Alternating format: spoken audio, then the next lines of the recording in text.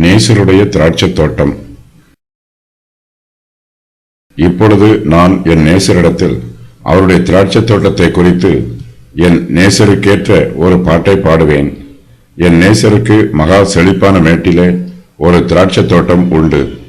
அவர் அதை வேலி அடைத்து அதில் உள்ள கற்களை பொறுக்கி அதிலே நற்குல திராட்சை செடிகளை நட்டு அதன் நடுவில் ஒரு கோபுரத்தை கட்டி அதில் ஆலையையும் உண்டு பண்ணி அது நல்ல திராட்சை பழங்களை தரும் என்று காத்திருந்தார். அதுவோ கசப்பான பழங்களை தந்தது. பாவிகள் மனம் திரும்ப வேண்டும் என்று கர்த்தர் எதிர்பார்க்கிறார். அவர்களை மனம் திரும்புமாறு தூண்டுகிறார். சில சமயங்களில் தெளிவான வெளிப்படையான வார்த்தைகளை சொல்லி பாவிகளை மனம் திரும்புமாறு உற்சாகப்படுத்துகிறார். சில சமயங்களில் கர்த்தர் வெளிப்படையான வார்த்தைகளை சொல்வதற்கு பதிலாக உவமைகளை சொல்லுகிறார். சில சமயங்களில் பாடல்களையும் வேறு சில சமயங்களில் உரைநடைகளையும் பயன்படுத்துகிறார்.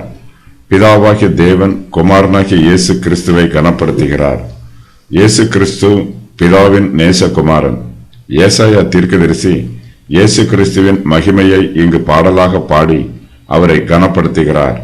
பழைய ஏற்பாட்டு கால தீர்க்கதரிசிகள் மணவாளனுக்கு சிநேகிதராய் இருந்தார்கள்.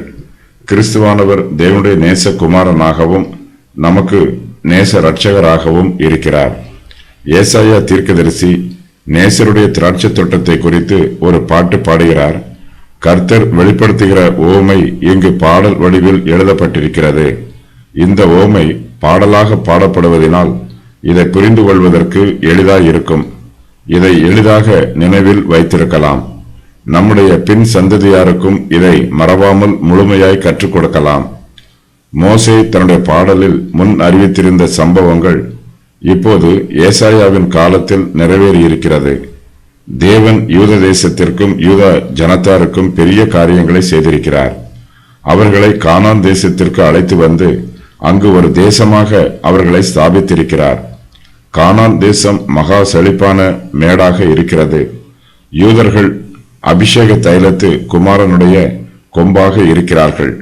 அவர்கள் திரளான எண்ணிக்கையில் இருக்கிறார்கள். கானான் தேசத்தின் நன்மையை புசிக்கிறார்கள். உச்சிதமான கோதுமையை புசித்து நவமான திராட்சை ரசத்தை பானம் பண்ணி ஆரோக்கியமாய் இருக்கிறார்கள். இஸ்ரவேலின் வம்சமே கர்த்தருடைய திராட்சை தோட்டம். கர்த்தர் தம்முடைய திராட்சை தோட்டத்தை பராமரிக்கிறார், பாதுகாக்கிறார். நேசருடைய திராட்சை தோட்டம் மகா செழிப்பான இடத்தில் இருக்கிறது. கர்த்தரோ அதை வேலி அடைத்து பாதுகாக்கிறார். திராட்சை தோட்டத்திற்கு அடைப்புகளை வேலி அடைக்கவில்லை என்றால் அந்நியர்கள் உள்ளே பிரவேசித்து விடுவார்கள். திராட்சை தோட்டத்தில் உள்ள பழங்களுக்கு பாதுகாப்பு இருக்காது. கர்த்தர் தமக்கு சொந்தமான திராட்சை தோட்டத்தை வேலி அடைத்து பாதுகாக்கிறார். பர்வதங்கள் எருசலேமை சுற்றிலும் இருக்குமா போல் கர்த்தர் இது முதல் என்றென்றைக்கும் தம்முடைய ஜனத்தை சுற்றிலும் இருக்கிறார். இதோ இஸ்ரவேலை காக்கிறவர் உறங்குவதும் இல்லை, தூங்குகிறதும் இல்லை. கர்த்தர் தம்முடைய திராட்சை தோட்டத்தில் உள்ள கற்களை பொறுக்குகிறார். நம்முடைய கல்லான இருதயத்தை நீக்கிவிட்டு அதற்கு பதிலாக தமது கிருபை நிரம்பிய சதையான இருதயத்தை நமக்கு கொடுக்கிறார். தம்முடைய திராட்சை தோட்டத்திலே கர்த்தர் நற்குல திராட்சை செடிகளை நட்டுகிறார். இஸ்ரவேல் புத்திரர் மத்தியிலே சுத்தமான உபதேசம் போதிக்கப்படுகிறது. கர்த்தர் தம்முடைய திராட்சை தோட்டத்தின் நடுவில் ஒரு கோபுரத்தை கட்டி அதில் ஆலையையும் உண்டு பண்ணுகிறார். திராட்சை தோட்டம் பாதுகாப்பாக வேலி அடைக்கப்பட்டிருக்கிறது. அதன் நடுவில் கோபுரமும் ஆலையும் கட்டப்பட்டிருக்கிறது. கோபுரம் என்பது எருசலேமில் கட்டப்பட்டிருக்கிற தேவாலயத்தை குறிக்கிற வார்த்தை. எருசலேம் அலங்கங்களினால் பாதுகாக்கப்பட்டிருக்கிறது. தேவாலயத்தில் தேவனுடைய பலிபீடம் இருக்கிறது. இதுவே திராட்சை தோட்டத்தில் உள்ள ஆலை. பலிபீடத்திலே இஸ்ரவேல் ஜனங்கள் தங்கள் பலிகளை கொண்டு வந்து செலுத்த வேண்டும். திராட்சை தோட்டத்தில் உள்ள ஆலையில் பழங்களை கொண்டு வந்து சேர்ப்பது போல பலிபீடத்திலே கர்த்தருக்கு செலுத்த வேண்டிய பலிகளை கொண்டு வந்து சேர்க்க வேண்டும். கர்த்தர் தம்முடைய திராட்சை தோட்டத்தை உண்டு பண்ணி அதில் நற்குல திராட்சை செடிகளை நட்டி அது நல்ல திராட்சை பழங்களை தரும் என்று காத்திருக்கிறார். திராட்சை தோட்டத்தை நட்டி பாதுகாத்து பராமரிக்கிறார். அதன் மூலமாய் தமக்கு நன்மை உண்டாக வேண்டும் என்று விரும்புகிறார். இது ஒரு நியாயமான எதிர்பார்ப்பு. கர்த்தரும் திராட்சை தோட்டத்திலே நற்குல திராட்சை செடிகளை நட்டி அது நல்ல திராட்சை பழங்களை தரும் என்று காத்திருக்கிறார். நல்ல நோக்கமும் நல்ல துவக்கமும் நல்லதுதான். ஆனால் நன்மைகளை பெற்றுக்கொள்வதற்கு நோக்கமும் துவக்கமும் இருந்தால் மாத்திரம் போதாது. நாம் ஆரம்பித்தது கனி கொடுக்க வேண்டும். நம்முடைய நோக்கத்தில் பிரயோஜனம் உண்டாக வேண்டும். நம்முடைய இருதயம் நல்ல இருதயமாக இருந்தால் நம்முடைய ஜீவியம் நல்ல சுபாவங்களால் நிரம்பி இருக்க வேண்டும். கர்த்தர் தம்முடைய திராட்சை தோட்டத்தில் நற்குல திராட்சை செடிகளை நட்டி வைக்கிறார். அவை நல்ல திராட்சை பழங்களை கொடுக்க வேண்டும். நம்முடைய ஜீவியத்தில் பரிசுத்த ஆவியானவர் கிரியை நடப்பிக்கும் போது நம்முடைய வார்த்தைகளிலும் கிரியைகளிலும் பரிசுத்தம் நிரம்பி இருக்க வேண்டும். ஆவியானவருக்கு சித்தமான காரியங்களை நாம் செய்ய வேண்டும். நம்முடைய சிந்தையில் பரிசுத்தம் நிரம்பி இருக்க வேண்டும். கர்த்தர் தம்முடைய தோட்டத்திலே நற்குல திராட்சை செடிகளை நட்டி இருக்கிறார்.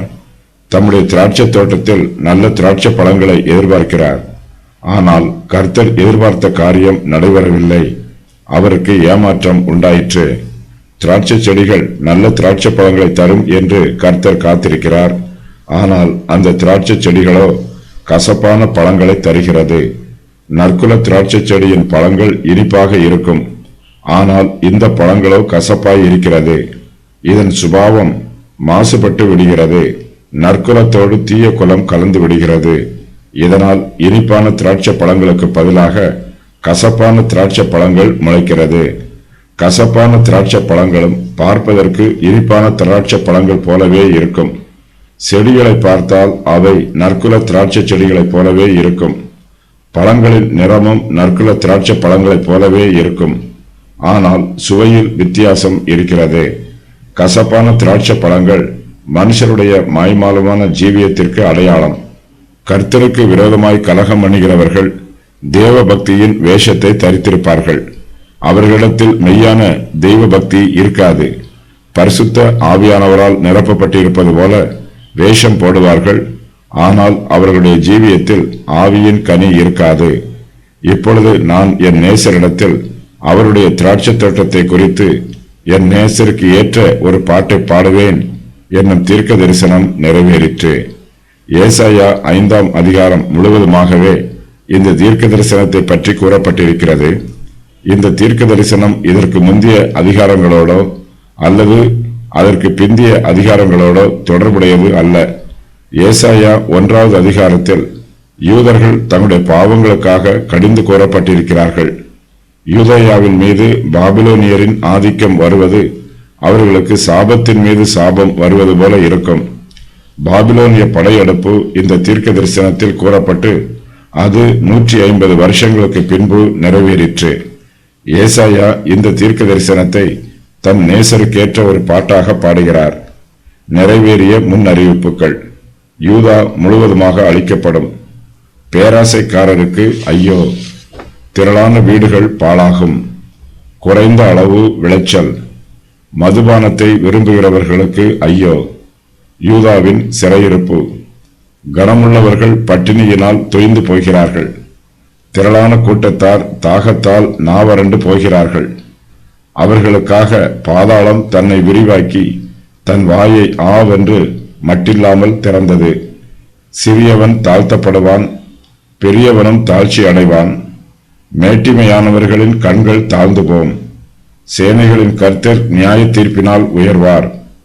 பரிசுத்தமுள்ள தேவன் நீதியினால் பரிசுத்தராய் விளங்குவார். ஆட்டுக்குட்டிகள் கண்டவிடமெல்லாம் மேயும். பாழாய் போன நிலங்களை பரதேசிகள் அனுபவிப்பார்கள். தம்முடைய பாவங்களை பெருக்கும் யூதர்களுக்கு ஐயோ!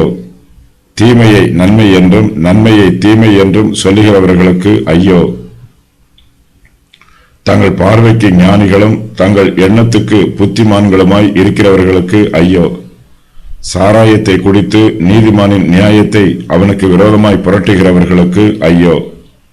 கர்த்தருடைய வேதத்தை வெறுத்து அசட்டை பண்ணும் யூதா முழுவதுமாக அழிக்கப்படும். தூரத்தில் உள்ள பிரஜாதியார் மூலமாக யூதாவுக்கு நியாய தீர்ப்பு வரும். அவர்களுடைய சேனைகள் கெர்ச்சிக்கிற சிங்கம் போல யூதாவின் மீது பாய்ந்து வரும். அவர்கள் தேசத்தை அழிப்பார்கள், நிலத்தை பாழாக்குவார்கள். பாபிலோனின் ராஜாவாகிய நேபுகாத் நேச்சார் எருசலேமை அழித்து யூதாவை சிறைப்பிடித்து சென்றபோது இந்த சம்பவங்கள் எல்லாம் நிறைவேறிற்று. தேவனுடைய திராட்சை தோட்டத்தை பற்றிய விளக்கம். என் நேசருக்கு மகா செழிப்பான மேட்டிலே ஒரு திராட்சை தோட்டம் உண்டு.